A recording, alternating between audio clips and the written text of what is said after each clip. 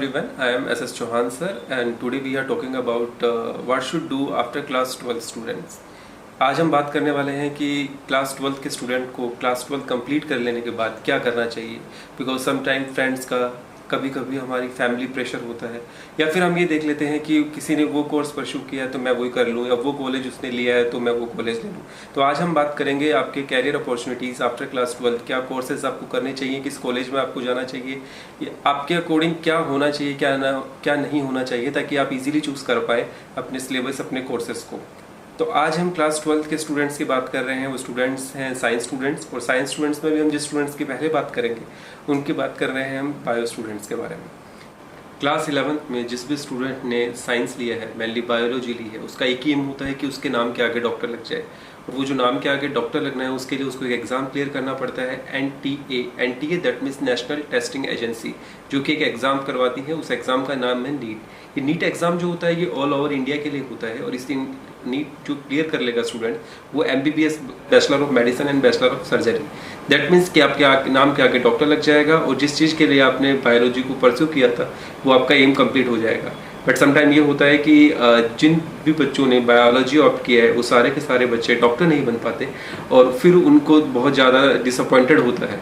तो आज का हमारा वीडियो इसीलिए है कि मैंने पहला कोर्स आपको बताया कि आप MBBS कर सकते हैं नीट के थ्रू, ऑल ओवर इंडिया जो आपकी रैंकिंग आएगी उसके अकॉर्डिंग आपको कॉलेजेस मिल जाएंगे। लेकिन अगर आपका नीट में क्लियर नहीं होता है तो डोंट बी डिसअपॉइंटेड, आपके पास और भी बहुत सारे ऑप्शन हैं। अगर आप चाहें तो BDS कर सकते हैं। BDS दो तरह के होता है, कुछ यूनिवर्सिटी अपना इंडिविजुअल एग्जाम्स लेती हैं और कुछ जो है वो नीट के थ्रू ही होता है। नीट में जो हायर रैंकिंग स्टूडेंट्स होते हैं उनको MBBS परस्यू करने के लिए मिलता है, और जिनकी रैंक नीचे होती है उनके लिए BDS जो होता है। BDS होता है बैचलर ऑफ डेंटल सर्जन। हमें ये लगता है कि जो डेंटिस्ट होते हैं उनकी इतनी कमाई नहीं होती है, उनके पास पेशेंट नहीं होते, लेकिन मैं आपको बताना चाहूँगा कि जो डेंटिस्ट होते हैं उनकी जो इनकम होती है वो बहुत ज़्यादा होती है। और अगर आप अब्रॉड की बात करोगे तो सबसे हाईएस्ट पेड जो इनकम है वो डेंटिस्ट लोगों की होती है। तो ये बहुत अच्छा प्रोफेशन है, इसको करना चाहिए। और इसके बाद जो नेक्स्ट अपना कोर्स है वो है BHMS। BHMS का मतलब होता है bachelor of homeopathic medicine and surgery. Homeopathic की मेडिसिन आपने सुनी होंगी, कुछ छोटी छोटी गोलियाँ आती हैं, ठीक है, और काफ़ी लोगों को शायद आपने लेते हुए देखा भी होगा। ये बहुत अच्छा कैरियर ऑप्शन है होम्योपैथिक में भी। इसमें भी नाम के आगे आपके डॉक्टर लगेगा, और ये जो कोर्स है ये 5.5 साल का है, 5.5 ईयर का। होम्योपैथी के आगे आप बहुत सारे चांसेस हैं आपके ग्रो करने का, बिकॉज अगर मैं साइंस के पॉइंट ऑफ व्यू से बात करूँ तो होम्योपैथी की वो मेडिसिन होती हैं जो डायरेक्टली आपके DNA को चेंज करने का पावर रखती हैं। थोड़ा सा टाइम लेती हैं मेडिसिन, लेकिन इनका इफेक्ट जो होता है वो लॉन्ग लास्टिंग होता है। नेक्स्ट जो हमारा कोर्स है वो है BAMS। BAMS that means bachelor of Ayurvedic medicine and surgery. Ayurvedic में आपको सबको पता है जड़ी बूटियों से रिलेटेड जो काम होते हैं वो आयुर्वेदिक में होते हैं। बाबा रामदेव को आज के टाइम में सब लोग जानते हैं, जो अपने को योगा के बारे में बताते हैं, और जो आयुर्वेदिक दवाइयाँ मेडिसिन हैं उनके बारे में बताते हैं। ये जो कोर्स है ये भी 5.5 साल का ही है, इसमें भी आपके नाम के आगे डॉक्टर लग जाता है, ठीक है। अगर आप इस चीज़ को भी परस्यू करते हैं तो लाइफ में काफ़ी कुछ कर सकते हैं, क्योंकि इस टाइम जो मार्केट चल रहा है, अगर आप जॉब या इनकम के पॉइंट ऑफ व्यू से भी देखना चाह रहे हैं तो आयुर्वेदिक का जो कोर्स है वो बहुत ही अच्छा है। नेक्स्ट जो कोर्स है हमारा है BUMS। BUMS का मतलब होता है बैचलर ऑफ यूनानी मेडिसिन एंड सर्जरी। ये जो यूनानी मेडिसिन से रिलेटेड होता है ये कोर्स जो होता है, और ये भी 5.5 साल का ही होता है। इसमें आपके पास बहुत सारे ऑप्शंस होते हैं। आप इसमें फार्मासिस्ट बन सकते हैं, रिसर्चर्स बन सकते हैं, आप इसमें लेक्चरर बन सकते हैं। तो ये बहुत अच्छा कोर्स है अगर आप इसको परस्यू करना चाहें तो। इसके बाद होता है BVMS that means bachelor of veterinary medicine and surgery. ये मैं बताना चाहूँगा आपको कि जो लोग एनिमल के डॉक्टर बनना चाहते हैं, एनिमल रिलेटेड करना चाहते हैं, बहुत सी बार आपने देखा होगा कि जिनके पास अपने पेट एनिमल होते हैं, लाइक डॉग हो गया, ठीक है, तो वो डॉग को डॉक्टर के पास लेके जाते हैं। तो वो जो डॉक्टर होता है वो BVMS वाली जो डिग्री होती है वो उनके पास होती है। ये कोर्स भी 5.5 साल का होता है, इसके थ्रू भी आपके नाम के आगे डॉक्टर लग जाएगा। और जो भी एनिमल से रिलेटेड हैं वो सारे के सारे आप उनकी मेडिसिन और सर्जरी का काम जो होगा वो आप इजीली इससे कर पाएंगे। ये भी बहुत ही नोबल प्रोफेशन है। एंड नेक्स्ट जो है अपना वो है BPT that means bachelor of physiotherapy. Physiotherapy का मतलब क्या होता है? फिजियोथेरेपिस्ट आपने सुना होगा कि जो स्पोर्ट्स पर्सन होते हैं या कुछ जो एक्टर एक्ट्रेसेस होते हैं, इनके लिए स्पेशली फिजियोथेरेपिस्ट होते हैं। फिजियोथेरेपिस्ट का काम क्या होता है? सपोज इनके बैक में, इनके नेक में या ऑल ओवर कहीं भी इनके कोई प्रॉब्लम आ जाती है तो फिजियोथेरेपिस्ट जो होता है इनको ठीक करता है। तो ये बहुत ही नोबल और इंटरेस्टिंग प्रोफेशन है अगर आप इसको चूज कर रहे हैं। ये भी 4.5 ईयर का होता है। सपोज आजकल का जो टाइम चल रहा है जिसमें मोबाइल यूज कर रहे हैं, लैपटॉप यूज कर रहे हैं, सारे दिन हम लोग टीवी देखते रहते हैं, स्टूडेंट्स के साथ मेनली प्रॉब्लम आती है और एक एज फैक्टर भी होता है, उसके बाद भी प्रॉब्लम आती है। तो उसके बाद हमारे पास जो बॉडी में जो पेन होता है, जो एक आर्क बनता है, उसके लिए हमें फिजियोथेरेपिस्ट की हेल्प लेनी पड़ती है। अगर मैं इसके बाद की जितने भी कोर्सेज मैंने अभी आपको बताए, सारे के सारे कोर्सेज में भी आपके नाम के आगे डॉक्टर लग जाता है। ये नहीं है कि सिर्फ एमबीबीएस करने से ही आप डॉक्टर बनेंगे। मैंने आपको बताया आप वेटनरी के डॉक्टर बन सकते हैं, एनिमल के डॉक्टर बन सकते हैं, आप आयुर्वेदिक के डॉक्टर बन सकते हैं, आप यूनानी मेडिसिन के डॉक्टर बन सकते हैं, आप होम्योपैथिक के डॉक्टर बन सकते हैं, आप फिजियोथेरेपी में डॉक्टर बन सकते हैं। तो ये सारे वो प्रोफेशन है जो एमबीबीएस को छोड़ के हैं। बीडीएस मैंने भी आपको बताया और इसमें भी आपके नाम के आगे डॉक्टर लग जाता है और जिनको अपने नाम के आगे डॉक्टर लगाने का सपना है जिन स्टूडेंट्स को, वो सपना भी पूरा हो जाता है। हमारा नेक्स्ट जो कोर्स आता है जो क्लास 12th के बाद आप कर सकते हैं वो है बी फार्मा और डी फार्मा। क्या है बी फार्मा और डी फार्मा? बी फार्मा एक बैचलर डिग्री है जो 3 साल के लिए होती है और डिप्लोमा जो है वो डी फार्मा है जो 2 साल के लिए होता है। बी फार्मा अगर आप लोग कर लेते हैं, स्टूडेंट्स की बात हो रही है कि बी फार्मा अगर वो कर लेते हैं तो उनको जॉब कहाँ मिलेगा? उनको जॉब मिलेगा वो ड्रग इंस्पेक्टर बन सकते हैं। ठीक है, जो मेनली जो कंपनीज होती हैं, जो ड्रग की शॉप्स होती हैं या जहाँ भी ड्रग का प्रोडक्शन हो रहा है वहाँ का इंस्पेक्शन करते हैं तो ड्रग इंस्पेक्टर बन सकते हैं। वो फार्मासिस्ट बन सकते हैं। वो खुद मैन्युफैक्चरिंग जो फील्ड होती है इसकी मेडिसिन की, अपनी कंपनी डालना, वो सारे वो काम कर सकते हैं। वो खुद का अपना जॉब, पर्सनल जॉब कर सकते हैं, वो बिजनेस कर सकते हैं इससे रिलेटेड। वो सारे के सारे जो है वो बी फार्मा होता है।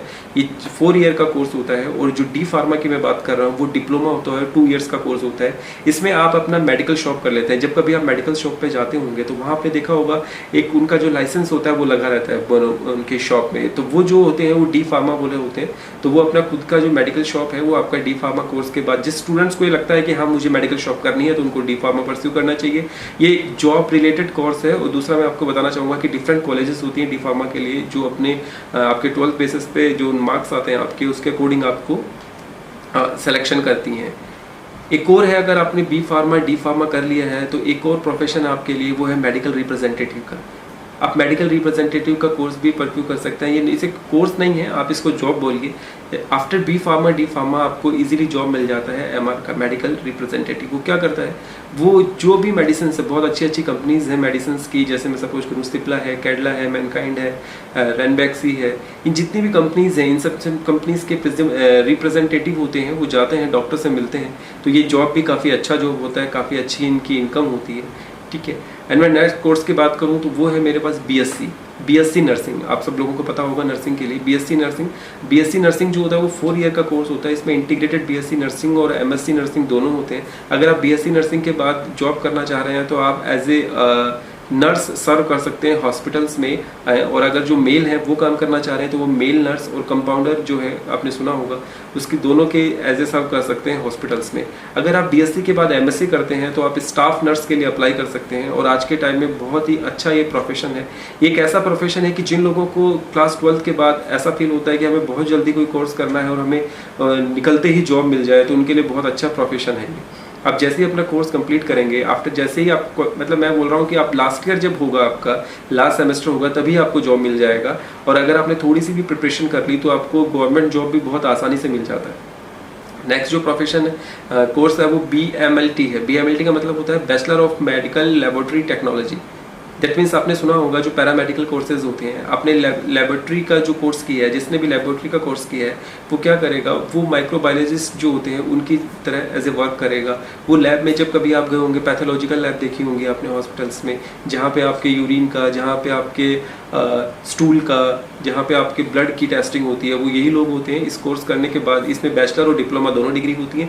अगर आप ये कर लेते हैं तो आप पैथोलॉजिकल लैब, अपना खुद का पैथोलॉजिकल लैब खोल सकते हैं। आप किसी हॉस्पिटल में एज ए सर्व कर सकते हैं। तो ये भी बहुत अच्छा प्रोफेशन है जिन लोगों को इस फील्ड में जाना है एज ए माइक्रोबायोलॉजिस्ट टेस्टिंग के लिए। उसके बाद